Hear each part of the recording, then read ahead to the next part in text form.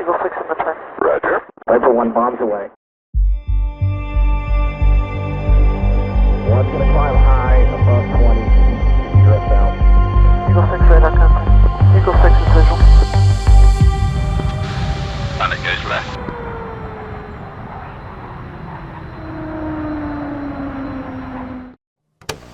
Welcome back to the DCS SITREP, where we discuss news and information about the world's premier combat flight simulator for the home PC, DCS World.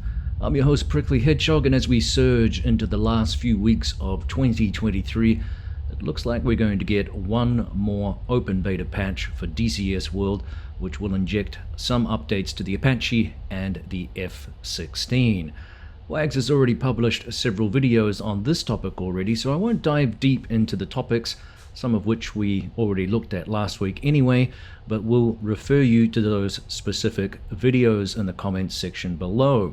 Suffice to say that ED announced that they are adding the first iteration of the Apache's FCR system, laser tracking updates to the F-16, fixes to memory leaks when changing slots in multiplayer under 2.9, as well as enhancements to dedicated servers, the voice chat system, and apparently some tuning to the AGM 154.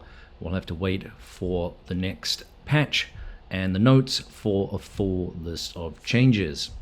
Switching gears here, and not covered in this week's newsletter from ED, however, was the interview with Eagle Dynamics' CEO, Nick Gray. Make 3, bandit 055 at 20, 36,000, make 3. Which occurred on the Virtual Air Festival's YouTube channel as part of their 2023 Air Festival event. Gray discussed several game features often asked about and also outlined the company's long-term vision for DCS World. And that vision, he said, is one which sets themselves some very ambitious targets.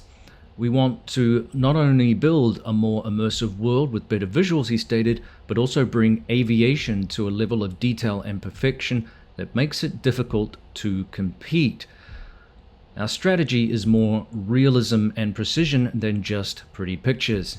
He mentioned this in reference to Microsoft Flight Simulator, which he praised for their global map, which was outstanding, but pointed out that the aircraft don't really fly like real aircraft. And he said pilots who fly this know that fact. He stated this is an area he is particularly demanding about for DCS modules in terms of getting the feeling of flight right. Now, the big topic that I'm sure you all want to hear about, and that is maps. And they described here that they have been working on the spherical Earth map for approximately 3 years. And they currently have about 4 people working on that particular project. Now, they said that there are some challenges, including things like changes to ballistics due to the curvature of the Earth and so on and so forth. And they're also working on more automation of map generation. Their current system is very, very manual based, and as we know from interviews with Wags, the current maps also won't slot back into that global format. Now, from the little that I have discussed with some of the map makers, I know that that is a very challenging process, building those maps, and there are some limitation factors with the current system that they have. So it will be interesting to see whether or not these features and these new tools perhaps that they're creating will be able to be ported into the maps that they have produced, or at least that technology can be used to build worlds on a smaller scale within that broader map. It's going to be a few years, Nick Gray said, and it's being developed for both civilian and the professional market, which is a clever thing. So they do have a lot of military contracts that they have as well. He also said it's a very ambitious project, and I'm interested to see how they tackle the problem that Microsoft ran into in terms of levels of detail. That is, when it was released, while you could fly just about anywhere, not anywhere looked all that great in some ways with the photogrammetry and the satellite map stuff that they used. We'll see then perhaps if third-party groups are going to offer high detailed scenery and sections of the map for more immersive experiences to flesh out aspects of the broader map.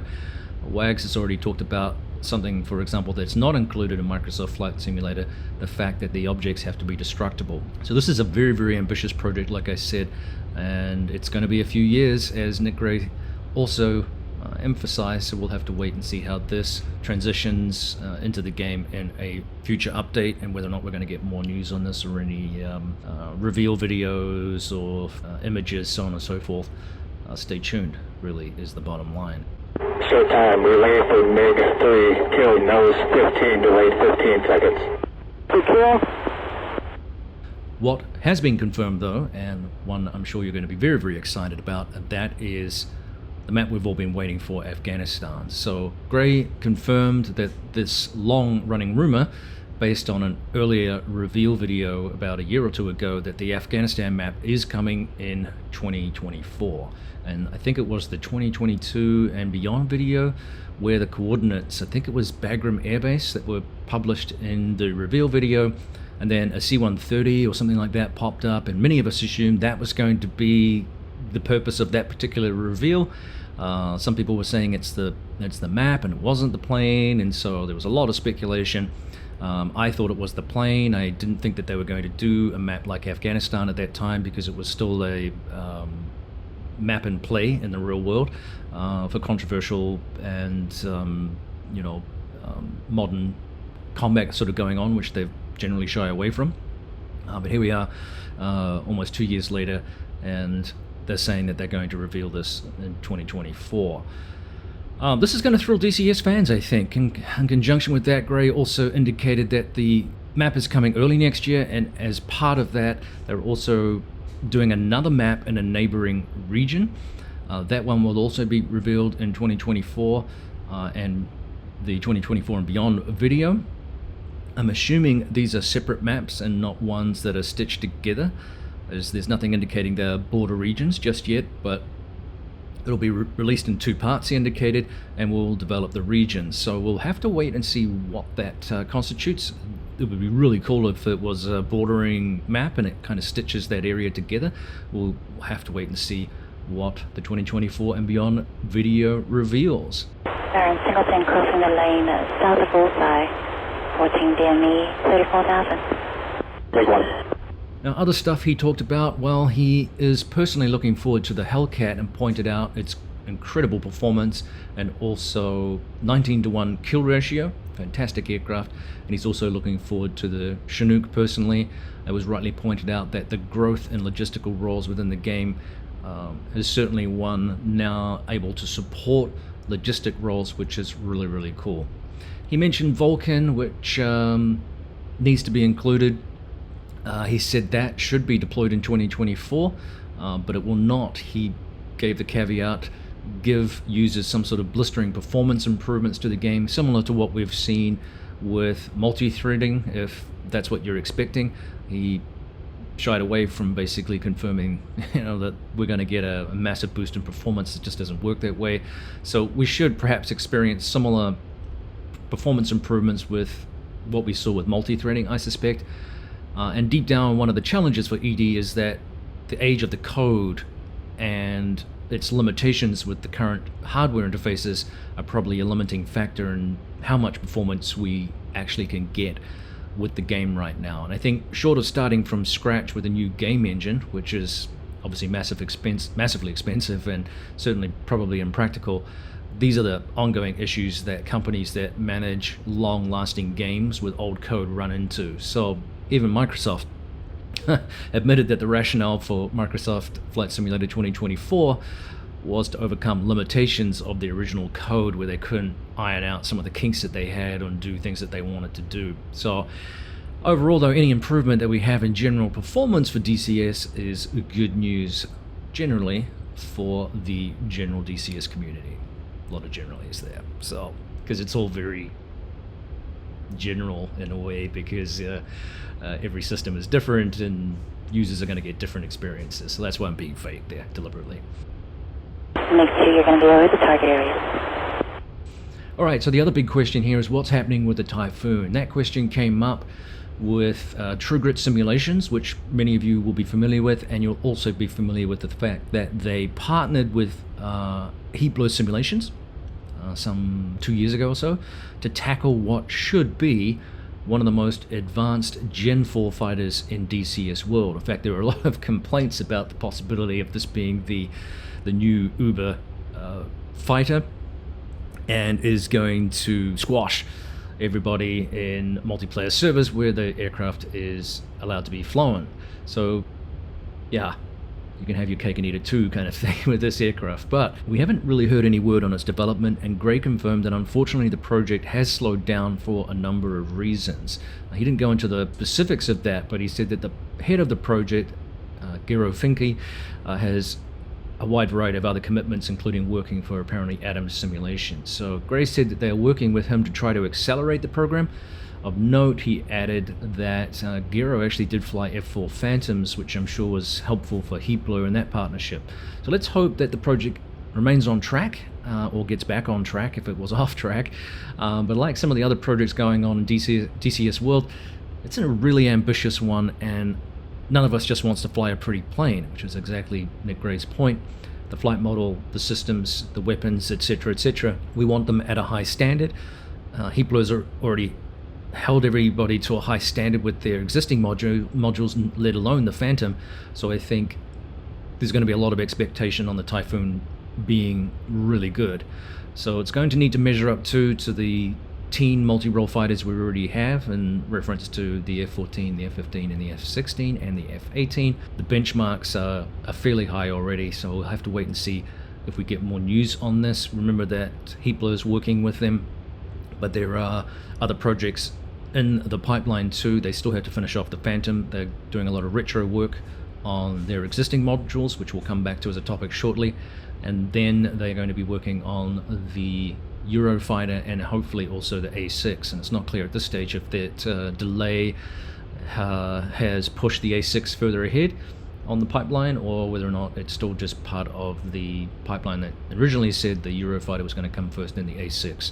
And they also said they're going to release, remember, that the A6 was going to be an AI aircraft as well in game. So there's a lot going on there, and we don't really know much more until either Heatblur or True Grit, or a combination of them, reveals a little bit more about that process. Make 1 double targeted. Make 1, Bandit 09022, 35,000, make 1. Make 1.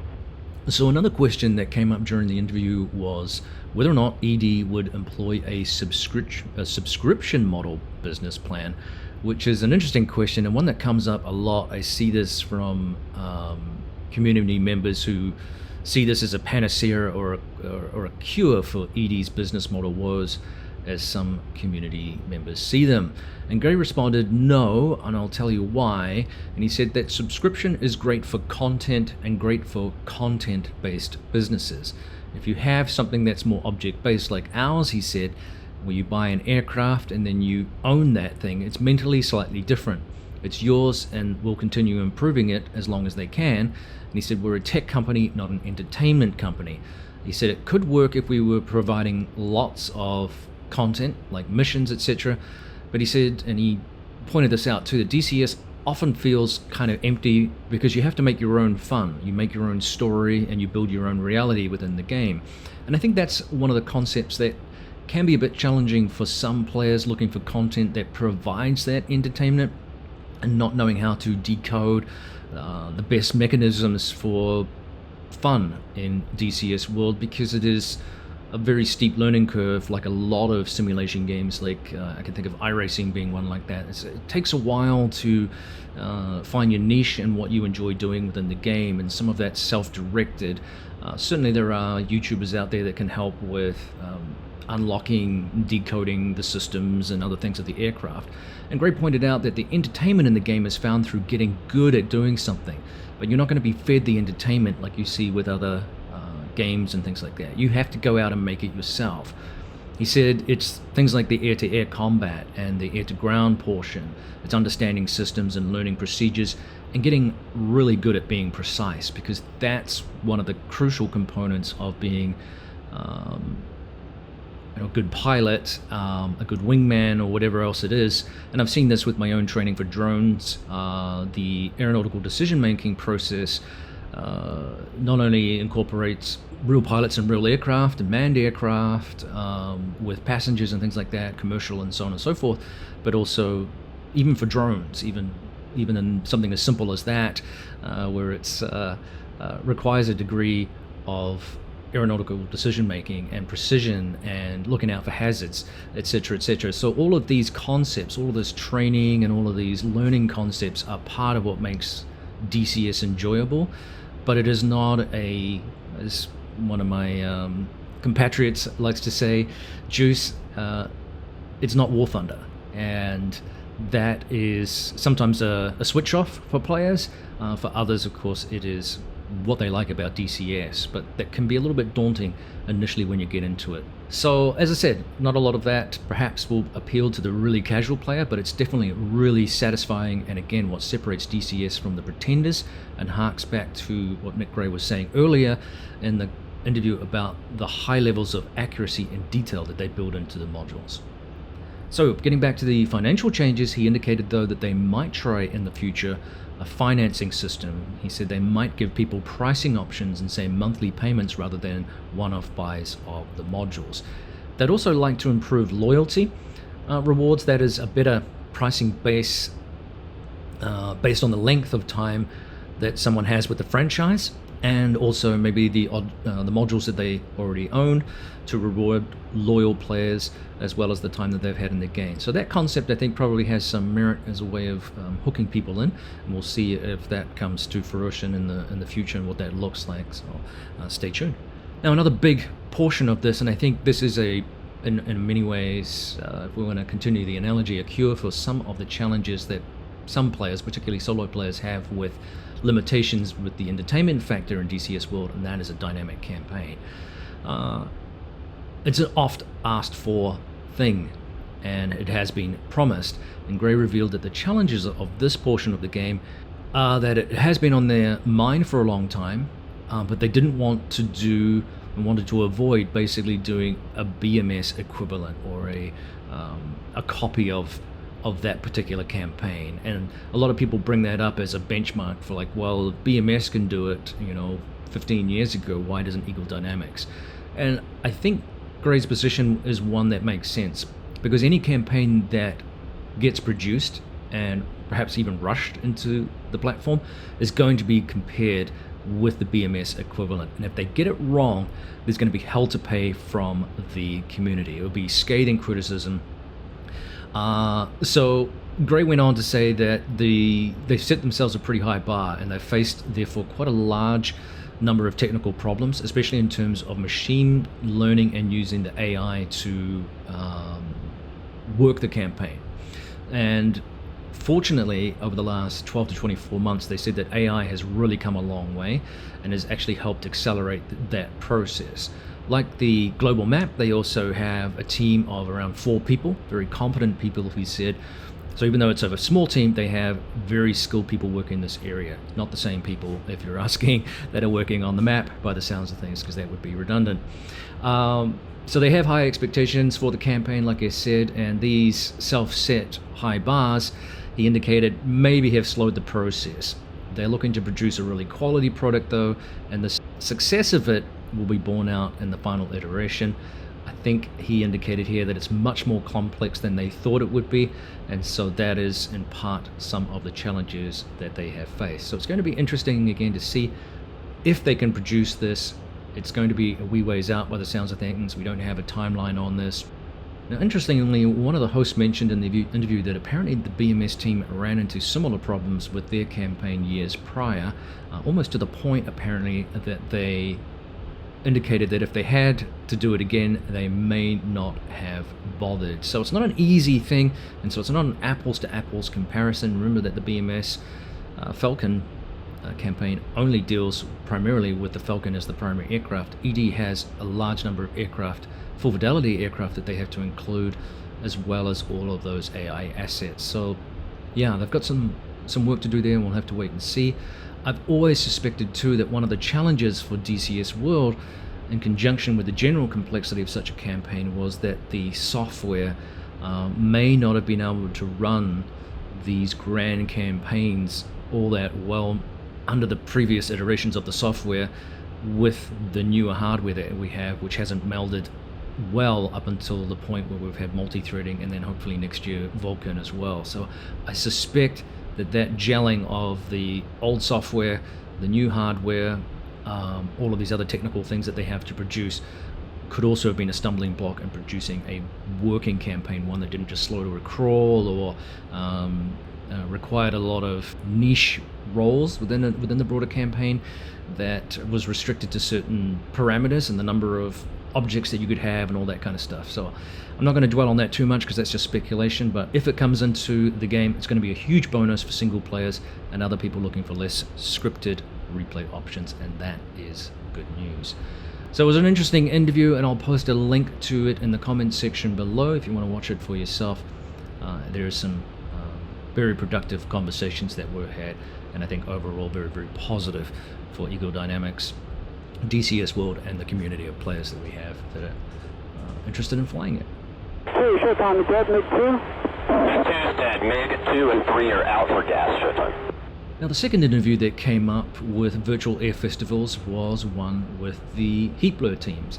So in addition, as I said, with Nick Gray, they also tapped into the talented crew there at Heatblur Simulations to discuss the work that they have done on the upcoming Phantom 2, which I think you'll agree has raised the bar a little more in terms of module features and releases into DCS World. And the team advised that technology upgrades and new tech developed as part of the Phantom 2 project will help keep their existing modules alive. It's going to allow them to insert tech from the new module into the older modules like the F-14 and the Viggen, but not all the features built into the Phantom 2 will be able to be backported into these old modules, particularly the Viggen, which uses older code architecture. So don't expect a revamp of the old modules. There'll be more of a limited, as one of the developers said, it was more of a hybrid feel to it. So one of the challenges of the new module, they said, was they focused on initially development on new tooling and the general code base rather than implementing the Phantom itself and its features. The new tooling, they said, will allow them accelerated future development because they're not going to have to reinvent the wheel now because they've already established these new tools. Similar to handling, they mentioned something like the multi-crew synchronization tech that they developed for the F-14 A and B. This meant that they could, not waste time for the Phantom multi-crew simulation. As for things like the wear and tear, that actually apparently came rather late in the developmental process, and the implementation of the in-game manual feature was one of the challenges that took them several months to implement on its own right. So some of the challenges that you would perhaps expect weren't ones that I thought of as being challenging. It was some of the other things that they did, which I thought was interesting. So they are looking to unify their future products as a result of the technologies that they've developed and implemented for the Phantom 2. These include things like Jester 2, which they believe they can use across all of their multi-crew aircraft with some specialization and adjustments. They want to be able to unify Jester 2 across the F-14, the F-4 Phantom 2, and the A6, rather than trying to rejig Jester 1. So basically, I think we can see that Jester 1 is going to be retired, and it will be Jester 2.0 and future iterations as the team moves ahead with its other modules. Now, things that we're going to see backported, they said for the F-14 are going to be canopy writing, the vapor effects. I always felt that the Big Cat could use more improvements in this area, especially in naval environments where there's high moisture content for vapor effects. You see that a lot in real life videos with the aircraft flying around the aircraft carrier and doing high G maneuvers, etc., etc. They also said that there's going to be character customization and character effects, which is something that we learned about for the Phantom 2. Increased cockpit shaking, apparently, and the Viggen is less likely to receive as much backporting, like I said, because of its coding age and coding construction, as I mentioned above. Now, component wear and tear will be backported into the F-14 in some part. More likely, though, the F-14 will be a hybrid of the current and old coding tech, and we've kind of hinted on that before. So there's some really interesting things there, and I'm looking forward to seeing these improvements move across some of their older modules. I think that's really exciting. One thing they went into a little bit of depth here was the modeling of things like just a simple thing like a switch, where it's no longer just you turn it on and it lights up and something like that. They've actually now based the entire response that you get from a switch like that on the electrical system behind it, from the amps, the available voltage, and the bus system that it's connected to. So therefore you could get variation in the bulb brightness based on things like a lack of voltage or a spike in the electrical system, giving the plane a much more organic experience. So some players probably may not be all that interested in that, I could see that, or something that they're not really connected to. But I think others will love that experience, and I think the effort that's gone into such modeling is a very, very comprehensive embodiment of a myriad of systems under the aircraft skin, perhaps not previously seen. The bottom line is that what we're looking at is essentially an increased level of fidelity underneath the aircraft. This includes things like sound effects, visual effects, and again, something that we're going to see backported into the F-14. One thing I didn't know is that so there's quite a lot of Easter eggs for the F-14. Many of you will be aware of those, and they're going to create some for the F4. What those are, of course, are mysteries, otherwise they wouldn't be Easter eggs, so to be determined is what those will be and what we're going to find out. But apparently there's still some Easter eggs that we haven't found for the F-14, so I'll refer you to the video if you want to learn a little bit more about that. So Iron Mike talked too, now we're talking about under the skin again. He talked about the mass physics that's now involved with the aircraft, which I think is really interesting. Remember that the weight, if you like, of the individual components now is all calculated into this whole thing, and something not previously used. And they've also added here the hydraulic system. So what they described here is that the hydraulic system is now moving the control surfaces rather than them just moving right independently to mimic what the hydraulic system would be doing. So again, it's going to give the aircraft a more organic experience, a more tactile feedback as you use or abuse the aircraft. So that's going to have an interesting effect on the flight model, and presumably should give you a much more realistic experience of the flight model, which is very, very difficult to recreate in a video game, and very, very difficult to recreate visually, especially through a 2D flat screen, where your vision is restricted and you don't get all the tactile feedback that you do physically from motion and G experiences, etc., etc. So I'm very much looking forward to seeing what the flight model looks like in the Phantom and how it compares to other aircraft of a similar vintage, like the F-14 for example, maybe even like the Vegan. So some exciting stuff there. Here's the big news: a new Tomcat, either the F-14 B U, so the upgrade, or the D. That was something that came up. Now, starting some kind of new Tomcat journey is on the agenda. Heatblur's head said it's still pending research and what they can do. According to the Discord channel, as I said, this could be either an F-14 B U or upgrade model, or possibly an F-14 D if it is available. So no, it's not certain that we would see the D variant. Obviously this is very much dependent on public data. In the past they've shied away from discussion on the topic, not because I think it was something that they necessarily were afraid of, but if you're still working on your earlier models, the last thing you want to do is say, yeah, we're gonna produce a D sometime down the road, because you're gonna have people maybe not want to buy the earlier variants, seeing them as inferior. So we don't know yet if that data is available. Timelines for this are obviously deliberately vague, given the current pipeline of products that we mentioned already, and they also talked about this being part of their 10-year plan for the company, which includes a little bit of growth in 2024, so on and so forth.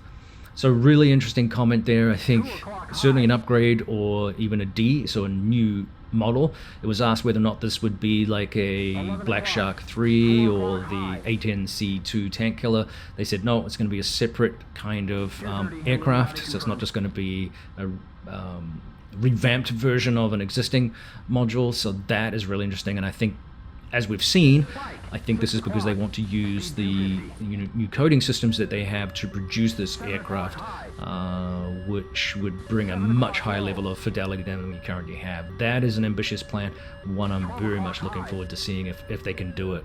They also revealed that they're really stretching themselves right now to the technical limits that they have with regards to the Phantom. But as I said before, work learned in the past has allowed them to delve into some of these more challenging concepts because of time freed up and allowing resources to try new things that haven't previously been envisioned. So again, I'll refer you to the link again to have a look for yourself and learn a little bit more information there. I think the team have to be congratulated on the showcase work thus far. I'm really looking forward to seeing the Phantom 2 in game, as well as these exciting back-ported features and obviously the topics that we've already discussed. I can't wait to see the Afghanistan map. I can't wait to see the Chinook. Looking forward to seeing what the Hellcat looks like, and various other projects that we mentioned already. There's a lot going on in DCS world right now, and a really good reason to stick with the franchise. So yeah, I think that will do for this week's SITREP. Thanks for all the support, the likes, the comments, the super thanks contributions. That helps keep the channel chugging along. Let me know what you think about some of the changes coming to DCS world, like the Afghanistan map and some of the other concepts that we've talked about in the comment section below, and we'll see you next time on the DCS SITREP. Cheers. MiG-2, Bandit nose, 15, 34,000, Singleton, MiG-2. 2 showtime, MiG-2. MiG-2 is dead.